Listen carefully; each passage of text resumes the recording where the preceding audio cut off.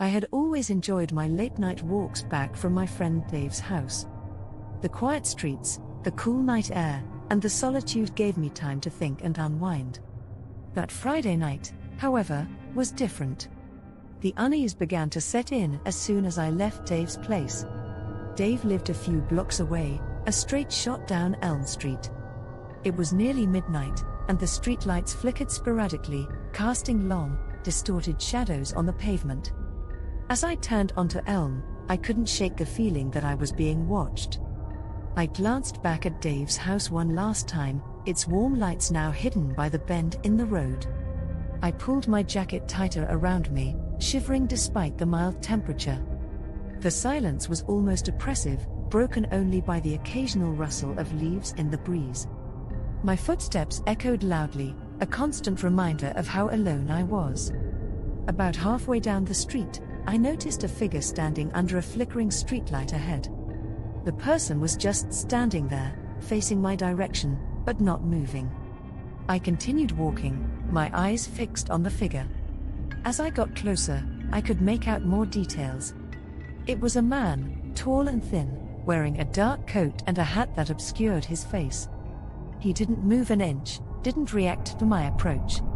I felt a chill run down my spine. "Good evening," I said, my voice trembling slightly. The man didn't respond. He just stood there, unnervingly still. I quickened my pace, eager to get past him and continue home. As I walked by, I kept my eyes forward, resisting the urge to look directly at him. My footsteps quickened, almost breaking into a run. I felt his gaze burning into the back of my neck, but I didn't dare turn around. Once I was a safe distance away, I glanced back. The man was gone. The streetlight flickered again, and for a moment, I thought I saw him further down the street, but then he vanished into the darkness. My heart was racing now. I took a deep breath, trying to calm myself. It was just some weirdo, I thought. Nothing to worry about. I spun around, but the street was empty. The shadows seemed to dance in the periphery of my vision. I quickened my pace, almost jogging now. The footsteps grew louder, closer. I broke into a full sprint, my breath coming in ragged gasps as I bolted towards my house. I reached my front door and fumbled with my keys, my hands trembling uncontrollably.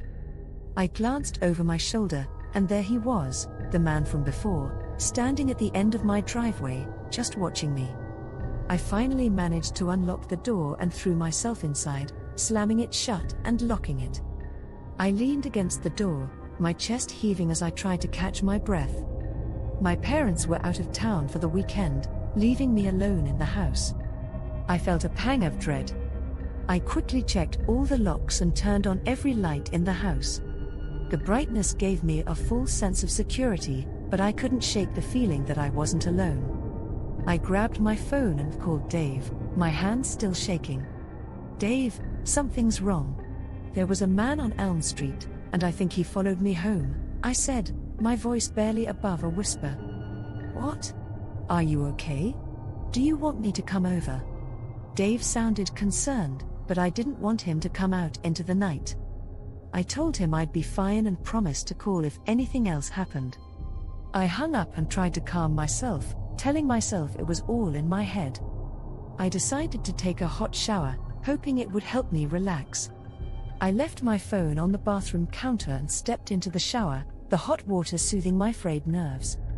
As the steam filled the bathroom, I began to feel a bit better.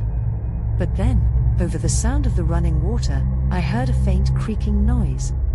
My heart skipped a beat. It sounded like a door opening. I turned off the water and listened, holding my breath. Silence. I stepped out of the shower and wrapped a towel around myself, water dripping onto the tile floor. I grabbed my phone, ready to call the police, but there were no new messages or missed calls. I cautiously opened the bathroom door and peered into the hallway. Everything seemed normal, but the feeling of being watched was stronger than ever. I made my way to the living room, clutching my phone tightly. As I entered, my blood ran cold. The front door was wide open, swaying gently in the breeze. I knew I had locked it. I was sure of it. I backed away slowly, my mind racing. I had to get out of there. Just as I turned to run, I saw him. The man stood in the doorway, his dark silhouette filling the frame. His face was still hidden, but I could see the glint of his eyes in the dim light. "Who are you?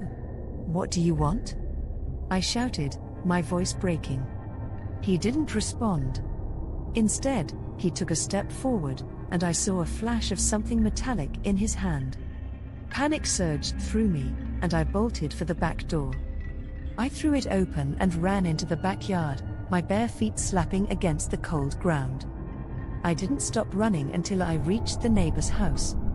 I banged on their door frantically, praying they were home. Lights flickered on, and Mr. Thompson, my neighbor, opened the door, looking confused and concerned. "Help me. Someone's in my house," I cried, tears streaming down my face. Mr. Thompson quickly ushered me inside and called the police.